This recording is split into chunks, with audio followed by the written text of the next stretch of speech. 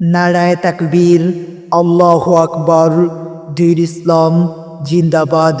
সম্মানিত তাওহীদি জনতা, আসছে 2 জানুয়ারি বৃহস্পতিবার আপনাদের সুপরিচিত ঐতিহ্যবাহী জামিউল উলুমিল কুরআনিয়া মাদ্রাসা কলুমা ইব্রাহিমপুর দত্তপুর গহরপুর সিলেটের উদ্যোগে আয়োজিত হতে যাচ্ছে 23তম বার্ষিক ইসলামী মহাসম্মেলন। উক্ত মহতী সম্মেলনে সভাপতিত্ব করবেন বেফাকুল মাদারিসিল আরবিয়া বাংলাদেশের কেন্দ্রীয় সহসভাপতি হজরত মাওলানা হাফিজ মুসলেউদ্দিন আহমদ সাহেব, মুহতামিম জামিয়া গহরপুর।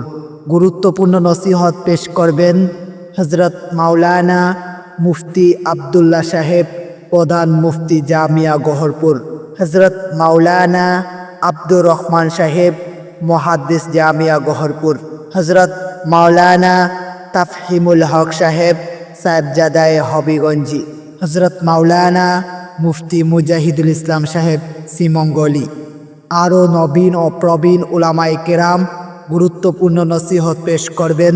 এতে আপনারা সকলেই এই মহতী সম্মেলনে দলে দলে যোগদান করে উভয় জাহানের সফলতা অর্জন করুন।